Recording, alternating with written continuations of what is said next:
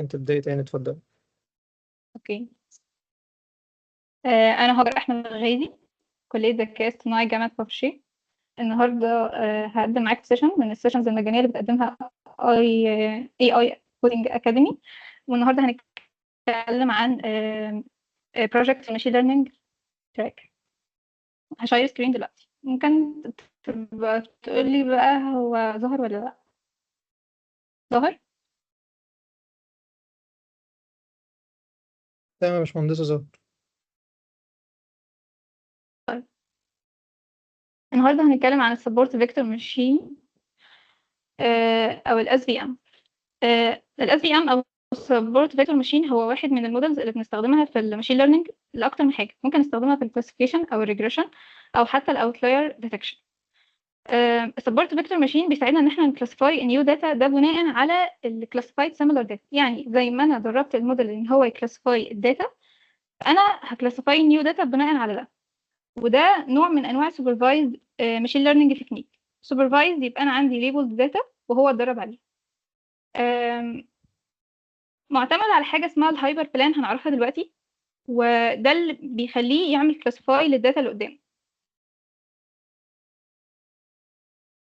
طيب، بيقول لي ان الجود سيبريشن ما بين الكلاسز وبعدها ده هيتحقق عن طريق الهايبر بلان، واللي لازم يكون معاه significant distance ما بين اقرب training data point موجودين عنده. في حاجة اسمها functional margin. بيكونوا اتنين parallel للهايبر بلان. بيكون اقرب training data point هم دول. بحسب الديستانس اللي ما بينهم، وده المارجن. كل ما يكون المارجن ده اكبر، كل ما هيكون الجنراليزيشن ايرور، يعني كميه الخطا اللي هتحصل في عمليه الكلاسيفيكيشن فيما بعد هتبقى اقل. دي معادلات رياضيه، خلينا بس نعديها لان هي معتمده على معادلات رياضيه خاصه باللينير ريجريشن. طيب، اهم حاجه نعرفها او المصطلحات المهمه في السبورت فيكتور ماشين موديل هي السبورت فيكتور والهايبر بلان والفانكشنال مارجن واللينيرلي سيباريبل ونون لينيرلي سيباريبل. يعني ايه؟ من الرسمه دي هنوضح كل حاجه. ده الهايبر بلان، ودول الفانكشنال مارجن اللي بيكونوا بارل ليه. هنا دي التريننج داتا بوينت وده التريننج داتا بوينت من الكلاس مثلا نيجاتيف والكلاس مثلا بوزيتيف. الديستانس ما بين ده وده هو ده الفانكشنال مارجن او المارجن بشكل من غير فانكشنال يعني. الهايبر بلان بنسميه الديسيجن باوندري. يقول لي ان الهايبر بلان بيسيبريت الفيتشرز وبيساعد في ان انا كلاسيفاي نيو داتا بوينت بناء على اتس فاليوز، بناء على القيم بتاعتها. بمعنى ايه؟ انا دلوقتي لو بقول ان انا مثلا عندي كلاس، عايزه اقول ان هي تنتمي للكلاس بوزيتيف ولا نيجاتيف، ده بناء على القيمه اللي هتطلع. لو القيمه كانت اكبر من واحد او بتساويها فده معناه ان هو هيروح للكلاس بوزيتيف. لو كان نيجاتيف او اقل من يعني بيساوي نيجاتيف 1 او اقل منه، ده معناه ان احنا هنروح للكلاس نيجاتيف.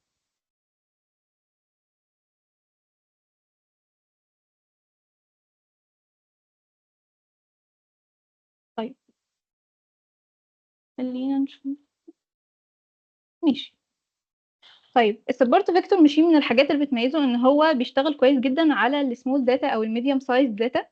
مش مناسب تماما، او خلينا نقول ان هو مش بيدينا اعلى اكيورسي لو اشتغلت على داتا كبيره.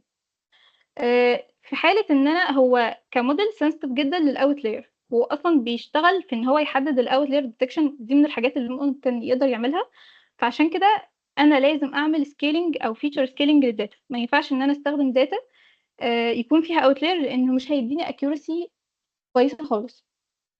طيب، خلينا نتكلم النهارده عن مشروع. هنشوف في المشروع ده الهارت ديزيز. هنشوف فيه السبورت فيكتور ماشين اللينير، وانا هتكلم النهارده عن اللينير. ويعني هو في منه نوعين، لينير ونون لينير، بس انا هتكلم النهارده عن اللينير سبورت فيكتور ماشين. وهنعرف ازاي اشتغل على الداتا الكبيره، وغيره من المودلز برضو ازاي يدونا اكيورسي على الداتا دي.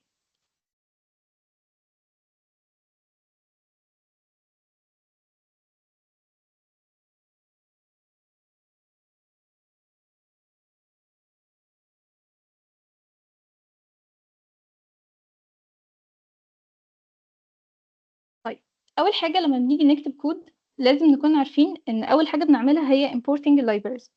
ايه اللايبريز اللي انا محتاجاها في الكود بتاعي؟ البانداز محتاجة بانداز، محتاجة نمباي. البانداز دي عشان أنا محتاجة أكون داتا فريم. النمباي مثلا الكمبيوتيشن الستاتستيكال كومبيوتيشن. الحاجات الخاصة بالفيجواليزيشن السي بورن والبلوتلي والمات بلوتلاب برضو. آه، هنشوف الحاجات دي ازاي هنستخدمها في الكود. كمان البري بروسيسنج ازاي هنستخدم الوان هوت انكودر والليبل انكودر برضو في ان احنا نعمل انكودنج للكاتيجوريكال كولوم. الكولوم عندي مش لازم دايما تكون نمبر، ممكن تكون نمبر وممكن تكون كاتيجوريكال. بس انا لو هستخدم مثلا عايزه اتعامل مع داتا نيوميريكال، وده افضل طبعا في التعامل مع المشين ليرنينج مودلز، ازاي احول الكاتيجوريكال ده لحاجه نيوميريكال. وطبعا ده ليه استخدام وده ليه استخدام. آه، برضو هنعرف ازاي نقسم الداتا لترين وتست، وازاي نعمل فيتشر سكيلينج. عشان كده هنستخدم الستاندرد سكالر عشان نقدر نمحي حتة الاوت لاير عشان هو سنسيتيف جدا للاوت لاير. برضو هنستخدم حاجة اللي اسمها سموت. هنعرف ان في الداتا الكبيرة ممكن يبقى الكلاسز ما يكونش عددها متساوي، بمعنى ان انا لو عندي مثلا كلاس بوزيتيف وكلاس نيجاتيف، ممكن البوزيتيف يبقى حجمه كبير جدا، او عدد الريكوردز اللي كانت النتيجه بتاعتها بوزيتيف كانت اكبر من الريكورد اللي كان النتيجه بتاعتها نيجاتيف. طيب ده عمل لي امبالانس، عدم توازن في الداتا. ازاي اعمل بالانس بقى؟ عن طريق السموث. هنشوف ازاي بيشتغل برضو. وهنتكلم برضو من الحاجات اللي هنستخدمها النهارده اللوجيستيك ريجريشن والراندوم فورست من الانسامبل والستاكينج برضو. وهنشوف الديسيجن تري والديسكريمنت اناليسيز. وهنشوف الكي نيرست نيبر. وبرضو هنشوف من المتركس اللي بتعمل ايفالويشن للبرفورمانس بتاع الموديل الاكيورسي سكور والبريسيشن سكور والريكول والار او سي كيرف برضو. وهنشوف الكونفيوجن ماتريكس والاكيورسي سكور. الماتريكس هي حاجات بتقدر ان هي تيفالويت البرفورمانس بتاع الموديل بتاعي. يعني بتديني مثلا بتفهمني ازاي الاداء بتاع الموديل شغال مثلا، او ان هو بيحقق اكيورسي كويس ولا لا، وان هو مثلا طيب هو واقع في انهي منطقة بالظبط. طيب ازاي احمل الداتا؟ الداتا المفروض ان انا انزلها على الجهاز، وهحملها عن طريق ان انا هقول pandas to read underscore csv. هبدا ان انا احط الباث بتاع الداتا واحملها في داتا فريم. طبعا pandas بتطلع لي داتا فريم اسمه هيرت. طيب لو انا عايزه اعرض اول 5 رو مثلا من الداتا فريم هقول دوت هيد. طيب لو انا عايزه اعرض مثلا دوت هيد دايما بتطلع لي 5. لو انا عايزه اتحكم في النمبر يبقى احنا ممكن نستخدم فانكشن اسمها سامبل بالظبط. اس اي ام بي ال اي، مش سامبل. سامبل ممكن ما بين قوسين بحط لها الرقم اللي انا عايزاه. يعني مثلا لو قلت هيرت. ثانيه واحده. الو.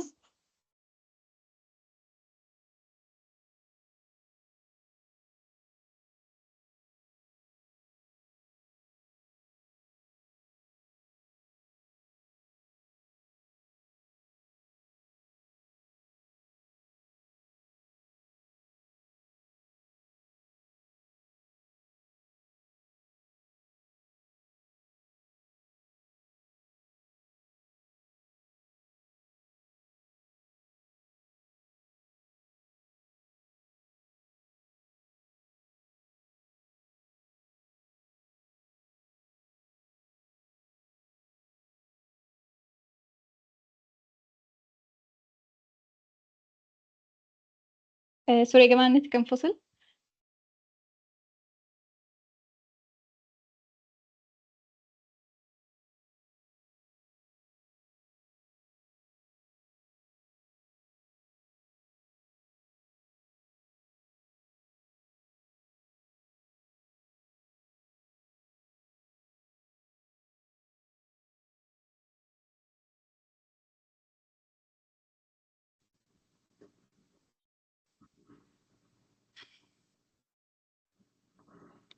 اتفضلي يا باشمهندسة هاجر، اتفضل.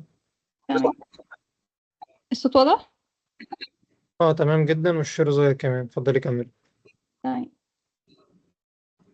زي ما قلت انا لو عايزه اعرض اول 5 رو فانا ممكن استخدم هيد. لو انا عايزه اعرض عدد معين مش هكتفي بالخمسه، فانا ممكن استخدم فانكشن اسمها سامبل وبدلها ما بين الاقواس العدد اللي انا عايزاه. طيب ازاي نفهم الداتا؟ اول حاجه انا محتاجه افهم الداتا اصلا بتحتوي على ايه. ايه نوع الكولومز اللي موجوده جواها الداتا تايب، مثلا هل فيها null ولا لا. فبنستخدم فانكشن اسمها info، يعني بمعنى information. لو قلت هيرت انفو، فهنشوف دلوقتي الداتا دي فيها كام كولوم وفيها كام رو. لو جينا نبص هنلاقي ان فيها 19 كولوم، مش هنقرأهم يعني، هنشوفهم دلوقتي. آه، وهنشوف نل، هنشوف ان كلهم ما فيهمش اي حاجه نل، وده تايب في منهم حاجات اوبجكت، عشان كده هنضطر نستخدم الوان هوت والليبل انكودنج. وفيهم حاجات فلوت، وهنضطر نحول الفلوت ده انتجر بره. بعد كده انا لو عايزه مثلا اشوف من غير انفو عدد الكولومز وعدد الرو، هلاقي ان هو 308854 رو 19 كولوم، فدي داتا يعتبر الى حد ما كبيره، اكيد فيها امبالانس، فهنضطر نستخدم فيها السموث فيما بعد.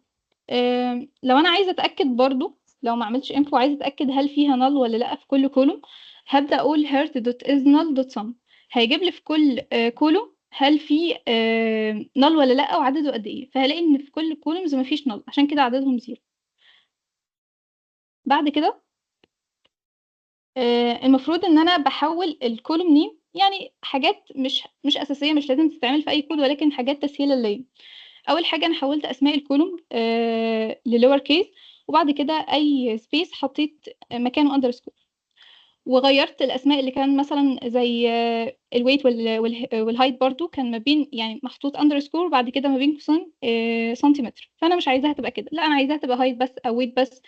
لو كلمه كبيره زي دي ممكن لا اختصرها، فده كله تسهيل ليا، مش حاجه اساسيه ممكن اعملها في الكود يعني. بعد كده بقول ان انا عايزه استخدم الفور لوب عشان اشوف اتشيك هل في categorical column ولا لا، عشان ابدا اشوف هل انا محتاجه ال one hot encoding او label encoding ولا لا. فبقول for column in select data type و select data type function. لما بحط حاجه ما بين الاقواس، يعني مثلا include يساوي object او equal object، ده معناه ان انا بقول لك تشيك هل في عندي columns الداتا تايب بتاعها object ولا لا. ما تسيرش عن اي حاجه تانية، لا رجع لي بس لو في كولوم الداتا تايب بتاعه اوبجكت. ففعلا هيعمل فور لوب وهيبدا ان هو يرجع لي الاسم، هيبرنت اسم الكولوم ده لو هو موجود، ويبدا ان هو يبرنت كمان اليونيك فاليوز اللي موجوده فيه. يعني مثلا لو قلت اول مثال هنا الجنرال هيلث، فكان اليونيك فاليوز اللي موجوده فيه البور وفيري جود وجود وفير واكسلنت. بنفس الكلام هيبدا يشوف كام كولوم. بعد كده دي حاجات برضو مش أساسية، ولكن أنا بحاول إن أنا أسهل على نفسي الداتا. فببدأ إن أنا مثلا على كل كولوم ببدأ إن أنا replace، مثلا لو في جواها value مثلا حجمها كبير أو واخدة يعني مثلا كلمة within the past 2 years، فأنا مش عايزاها تبقى الجملة كبيرة أوي كده، فأنا ممكن أحولها ل past years بس. بنفس الكلام احنا مشينا على تشيك اب ومشينا على دايابيتس ومشينا على ايج كاتيجوري، ومثلا هنا بدل ما كانت رينج ما بين 18 ل 24، لا انا خليتها كلمة يونج او كلاس اللي هو يونج ادلت وميد ايجد وهكذا يعني. بعد كده المفروض ان انا عملت لستة، بقول ان الليست دي عبارة عن الكحول وفروت مثلا وفيجيتابل وبوتيتو. الحاجات دي انا حطيتها في لستة وحطيتها جوه variable اسمه كولوم او كل مثلا، وبقول والله خلي كل الحاجات دي تبقى الداتا تايب بتاعها انتجر. لو جينا نراجع الكولومز دي هنلاقي ان الداتا تايب بتاعها فلوت. لو جينا نراجعها هنا مثلا الكحول consumption، هنلاقي ان الداتا تايب بتاعها فلوت 64. طيب انا ليه بحولها من فلوت لانتجر؟ يعني ما هما الاتنين نيوميريك عادي. انا بحول من فلوت لانتجر لو انا مثلا بتعامل مع داتا، الداتا دي معظم الحاجات اللي فيها الكولومز اللي جواها، الفاليوز اللي جوه الكولومز دي حاجات كلاسز مثلا، او ارقام محدده، يعني واخده خمس قيم بس، مش حاجه، مش ارقام كتيره هبدا ان انا اتوقع مثلا بناء عليها، مش ريجريشن يعني. يعني حاجات طالما انا عندي مثلا قيم معينه، فانا الافضل ان انا استخدم عندي انتجر مش فلوت.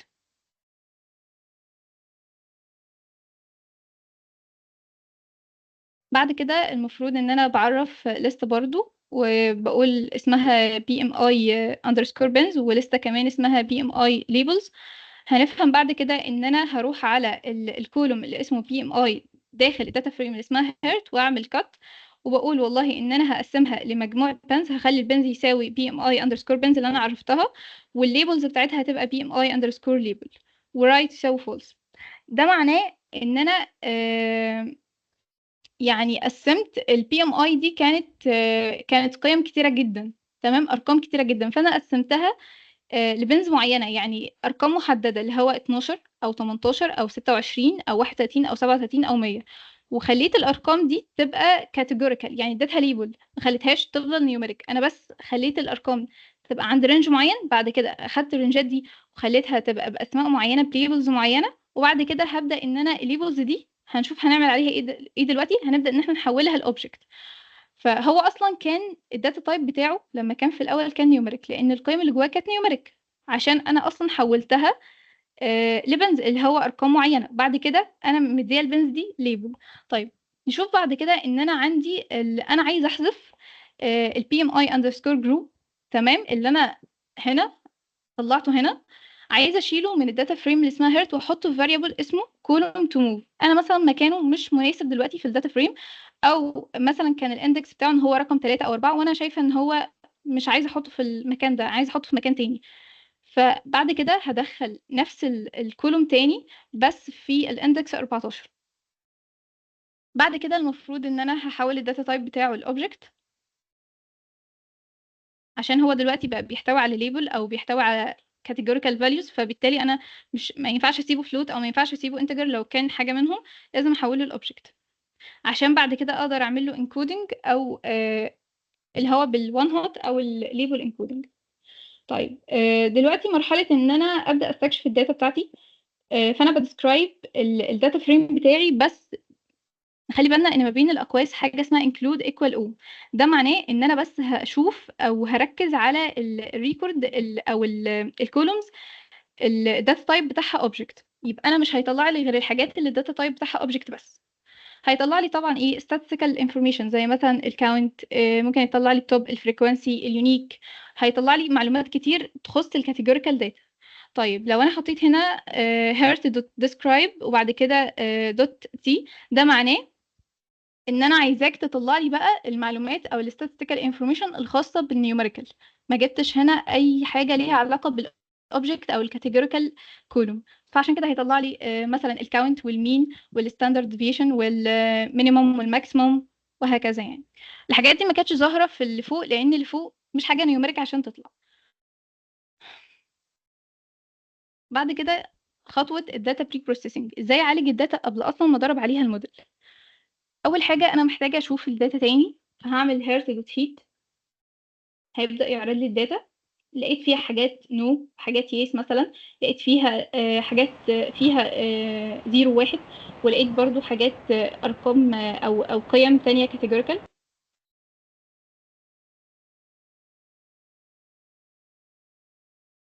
فأول حاجة هنبدأ إن احنا نماب الهيرتزيز هو الأوتبوت بتاعي أو الكولوم اللي فيه الأوتبوت، فأنا هماب اليس هخليه 1 والنو هخليها 0، يعني هخليها من حاجة كاتيجوريكال أو الكلاس بدل ما القيمة تبقى بتاعته كاتيجوريكال، لا أخليها حاجة نيوميريك.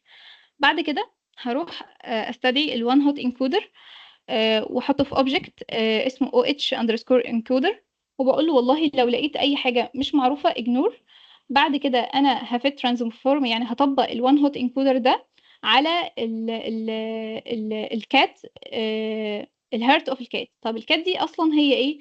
هي شايله حاجتين، شايله الكولوم ده والكولوم ده، يعني كأني جمعتهم في لستة واحدة حطيتهم جوه variable، والفاريبل ده بقول والله طبق عليه الوان هوت انكودر.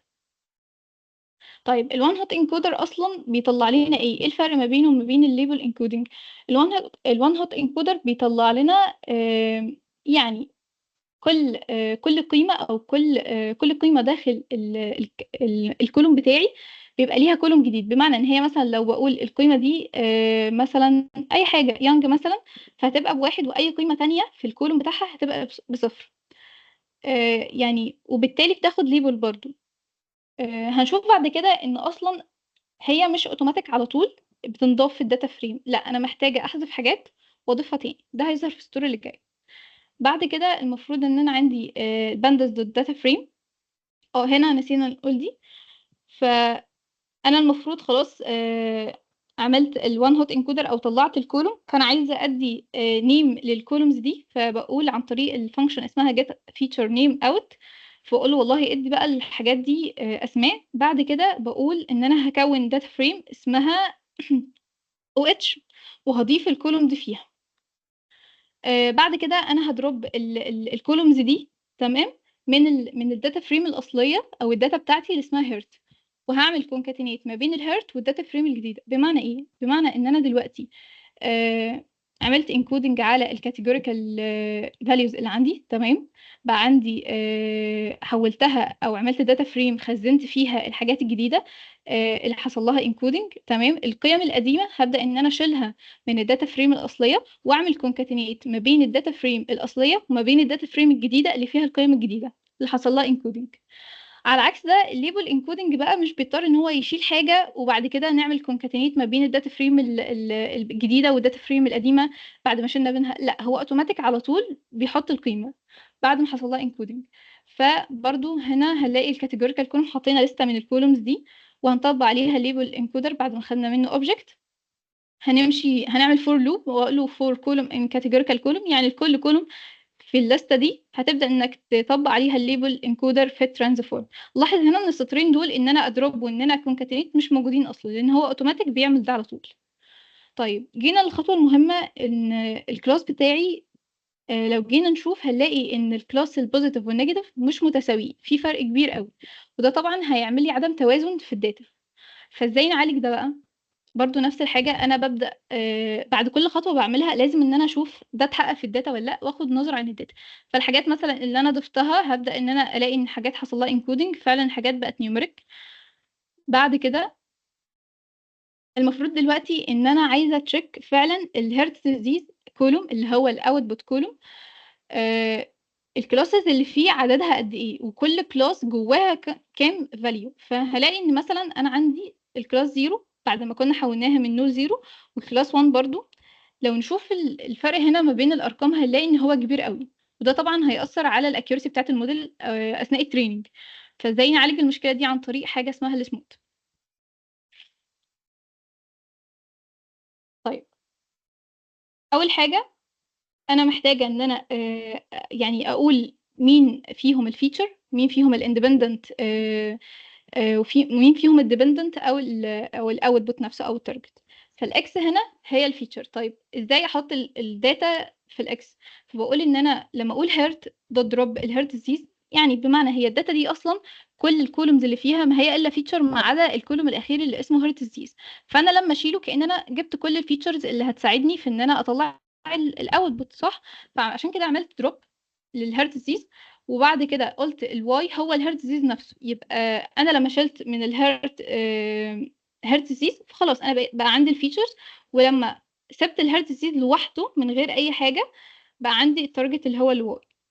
بعد كده ازاي استدعي السموث؟ احنا مستدعينه فوق اصلا، فاحنا على طول هناخد منه اوبجكت، وبعد كده هنطبق السموث ده هنعمل له فيت اندرسكور ريسامبل اكس وواي، بديله الفيتشر ماتريكس وبديله التارجت فيكتور. واي ده فيكتور واتش ده ماتريكس.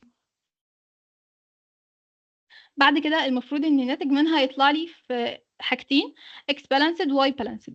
لو جينا نشوف الواي بالانسد اللي هي كانت التارجت اصلا، لو جينا نشوف الزيرو دلوقتي والواحد بقى الفرق ما بينهم قد ايه، هلاقي ان الصفر اصلا خلاص هما بقوا متساويين، فانا كده عملت بالانس للداتا. بعد اذنك يا باشمهندسه، هي طب الداتا دي جت منين؟ من كاجل. لا انت، ما هم كانوا مش متساويين، تساوي ازاي يعني؟ جاب الداتا منين بقى عشان يساويها؟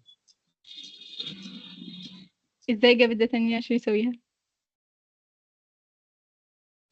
مش هم كانوا واحده 23000 وواحده كانت 4000. انت بقى عملت سموت خليتهم الاثنين 23000، 28000 قصدي، او 283، 283000. لا 200 تمام. مش كانت فوق زيرو 283000 وتحت 24000؟ كانت فوق زيرو.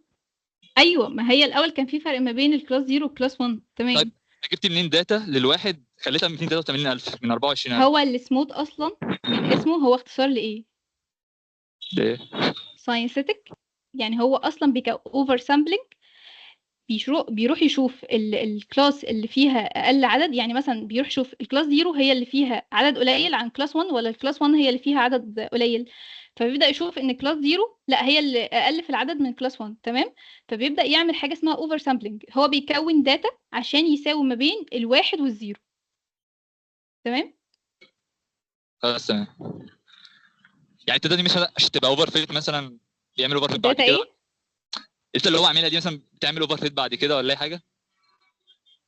لا مش هتعمل اوفر فيت. هتعمل اوفر فيت ليه؟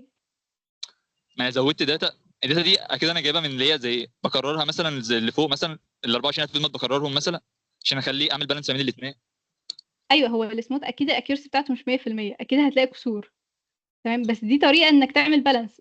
لما يعني انك تعمل بالانس ما بين حاجتين، ولا انك تسيبهم ما فيش بالانس خالص والاكيورسي تبقى واقعه قوي. طب ليه انا ما رجعتش مثلا 280000 خليتهم 24000؟ يبقى يعني يبقى اشيل من الداتا. لما انا فكره ان انا احذف من الداتا دي حاجه مش طريقه كويسه خالص.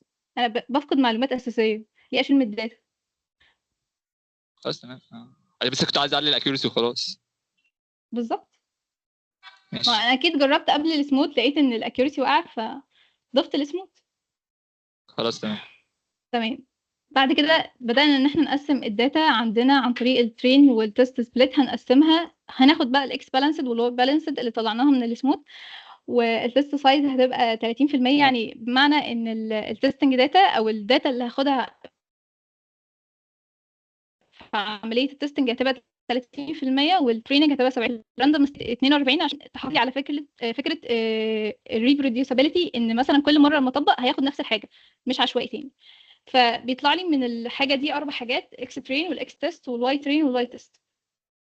بعد كده هبدأ ان انا اعمل فيتشر سكيلينج، عشان قلنا ان سبورت فيكتور ماشين سنسيتيف للاوتلاير، فانا محتاجه ان انا اعمل فيتشر سكيلينج عشان اتجنب النقطه دي.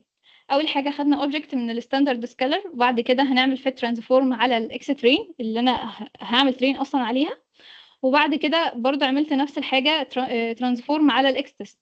فطلعت الاكس ترين سكيلد والاكس تيست سكيلد برضو. الاثنين بقوا ما بين القيم بتاعتهم بقت ما بين الزيرو والواحد، بمعنى ان المين بتاعهم بقى بزيرو والفاريانس بقى يونت. يعني الفاريانس ما بقاش، لان انا عارفه ان الفاريانس كل ما يزيد اكتر كل ما هيحصل اوفر فيتنج.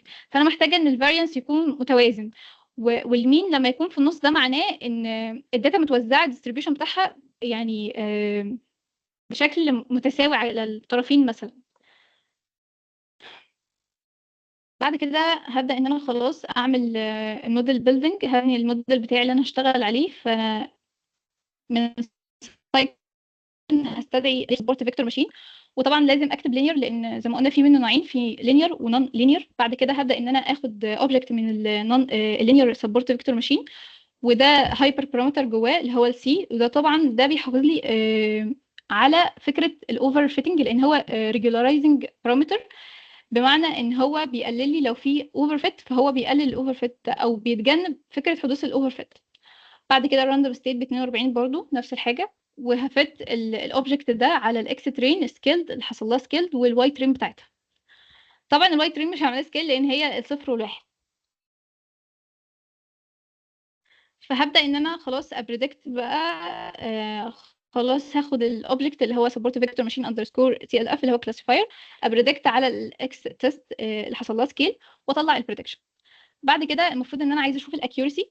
هبدا ان انا اعمل استخدم الاكيورسي سكور، وقلنا ده من الحاجات اللي بتعمل ايفالويشن للبرفورمانس، من المتركس اللي بتعمل ايفالويشن للبرفورمانس. فبالتالي هعمل هدخل لها واي تيست. تمام. وهعمل لها البريدكشن. واي تيست هي الداتا فعلا الاصليه، والبريدكشن هي الحاجه اللي الموديل توقعها. وهبدا اشوف الاكيورسي هتطلع قد ايه. هلاقي ان الاكيورسي طلعت 72%، ودي حاجه متوقعه لان انا قلت ان السبورت فيكتور ماشين مش بيكون كويس على الداتا سيت اللي بتكون حجمها كبير. وانا اتعمدت ان انا اجيب ده عشان يعني نشوف الفرق ما بينه وما بين المودلز التانية في الاكيورسي.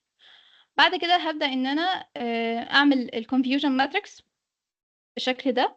هستدعي الكونفيوجن ماتريكس وابص لها الواي تيست والبريدكشن، وابدا ان انا ارسمها واحط التايتل سواء الاكس ليبل او الواي ليبل، وابدا اطلع الترو بوزيتيف والترو نيجاتيف والفولس بوزيتيف والفولس نيجاتيف. بعد كده هبدا ان انا خلاص كنا استدعيناها فوق.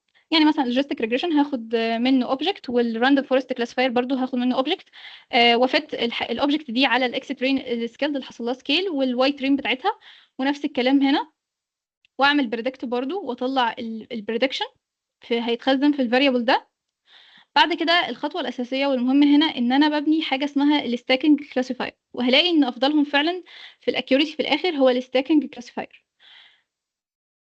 طيب بنبني الستاكينج كلاسيفاير ازاي؟ احنا بيبقى عندنا هنا انا استخدمت 3 حاجات، 2 layers من البيز كلاسيفاير ولاير من الميتا كلاسيفاير. هو مش لازم تستخدم الحاجه دي، ممكن تبقى حاطط بيز واحده من الكلاسيفايرز وميتا كلاسيفاير، وممكن تحط 2، ممكن تحط 3 حسب انت محتاج قد ايه. ممكن تبقى مالتي layers او 2 layer عادي. بس انا لما جربت الاثنين بس اللي هو بيز كلاسيفاير لاير 1 وميتا كلاسيفاير ما كانش الاكيورسي اعلى حاجه، فجربت ان انا احط 2 layers. اول لاير استخدمنا فيها الراندوم فورست وعدد الاستيميتور اللي جواه 100، وبعد كده الكي نيرست نيبر برضو وعدد النيبرز جواه 10، وبعد كده لوجيستيك ريجريشن. دول الثلاثه موديل الموجودين في اول لاير. تاني لاير معانا استخدمت فيها الكي ان ان ولوجيستيك ريجريشن. بعد كده هبدا ان انا اعرف الميتا كلاسيفاير بتاعي، وده اللي هيطلع لي الفاينل اوتبوت الاخير اللوجيستيك ريجريشن. هبدا ان انا اطبق الستاكينج كلاسيفاير واحط فيه الاستيميتور بتاعته، وبعد كده الفاينل استيميتور مين. الفاينل استيميتور يعني استيميتور ده معناه ان هو هيطلع لي الريزلت. طيب مين الفاينل استيميتور؟ هو الميتا كلاسيفاير الاخير اللي هو اللوجيستيك ريجريشن، ده فعلا اللي هيطلع لي اخر حاجه 0 ولا 1. بعد كده هايفالويت البرفورمانس بتاع الستاكينج كلاسيفاير. الاكيورسي بيساوي الاكيورسي سكور، فهبدا ان انا احط الواي تيست والبريدكشن عشان اشوف الاكيورسي بتاعه الستاكينج قد ايه. هيطلع لي 94%، وده كان اعلى حاجه فعلا في الاكيورسي. لان الحاجات كنت بس نسيت احط هنا الاكيورسي بتاعتها كانت كلها في رينج، يعني مثلا 91 ده كان اعلى حاجه فيهم. الرينج التاني كان مثلا في حاجات 160 72%. فالستاكينج كان افضل حاجه او افضل طريقه في ان انا اتعامل مع الداتا دي واطلع اعلى اكيورسي. طيب فاضل اخر حاجه ان انا ايفالويت الموديل بتاعي. طيب هعمل الار او سي والاي او سي، عشان كل موديل هعمل له الار او سي والاي او سي. ده ازاي؟ هبدا ان انا اخد الار او سي كيرف، احط له الواي تيست والبريدكشن اللي هو توقعها، واطلع منه حاجتين، تمام، اللي هو الفولس بوزيتيف ريت والترو بوزيتيف ريت. هو اوريدي بيطلع لي حاجتين، اخد الحاجتين دول عشان اقدر اتوقع الناتج بتاع الاي او سي اللي هو الاريا اندر كيرف. وبعد كده نفس الحاجة هطبقها هنا وهنا برضو حسب المودلز اللي انا كنت حطاها. طلعت هنا 3 حاجات. بعد كده هبدأ ان انا ارسم الحاجة دي، هيطلع لي الشكل ده. هبدأ ان انا ارسم الكيرف بتاعي. ده طبعا شغل فيجواليزيشن اللي هو الاد تريس والفيجر. بعد كده انا محتاجه، دي نقطه مهمه جدا لازم اعملها عشان افهم برضو الفيتشرز اللي قدامي او الداتا اللي قدامي، كل فيتشر بتساهم قد ايه في الاوتبوت. ودي كانت خطوه صعبه شويه في الستاكينج كلاسيفاير، ولكن هي برضو كانت مهمه. اول حاجه انا حطيت البيز مودلز بتاعتي للستاكينج كلاسيفاير دوت نيمد استيميتور فاليوز. دي او الفانكشن دي بترجع لي البيز مودلز اللي داخل الستاكينج كلاسيفاير، لان هو كان فيه اكتر من بيز موديل. بعد كده انا كونت لستة فاضية وسميتها feature importance.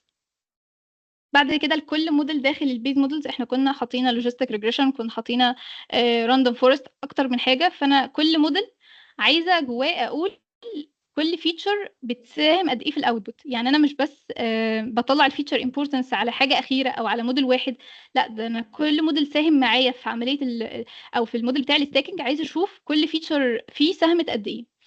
فببدأ ان انا استخدم بقول اف الموديل والفيتشر امبورتنس، تمام، بقول له والله لو الموديل ده كان ليه فيتشر امبورتنس طلع لي الناتج ده في variable اسمه importance، يعني هتضيف لي الامبورتنس ده في الليسته اللي انا كونتها فوق الفاضيه دي اسمها الفيتشر امبورتنس. بعد كده لو الفيتشر امبورتنس دي فعلا طلع فيها قيمه، يعني الليسته دي ما طلعتش فاضيه في الاخر بعد الفور لوب، فخلاص هات لي بقى ده. دلوقتي انا بقى عندي مثلا لو بقول ان انا عندي 5 مودلز، فدلوقتي عندي 5 ليستس، يعني كل موديل طلع لي لسته خاصه بيه.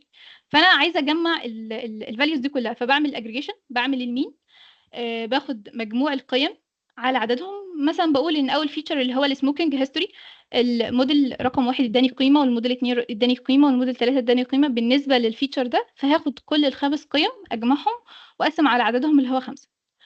بعد كده المفروض ان انا عايزه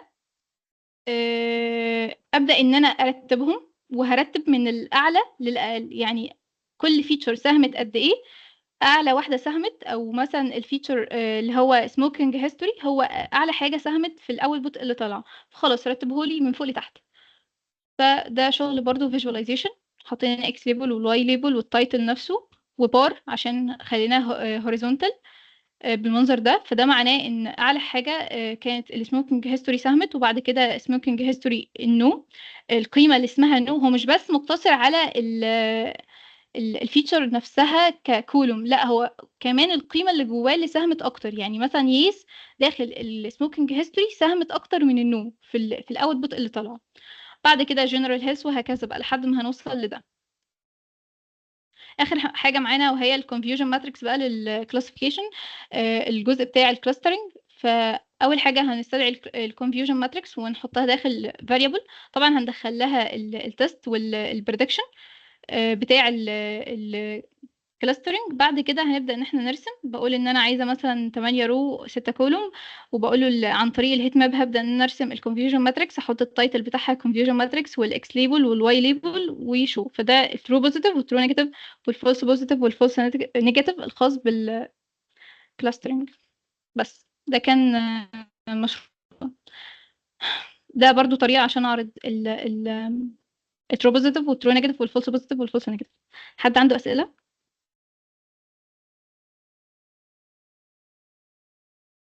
إيه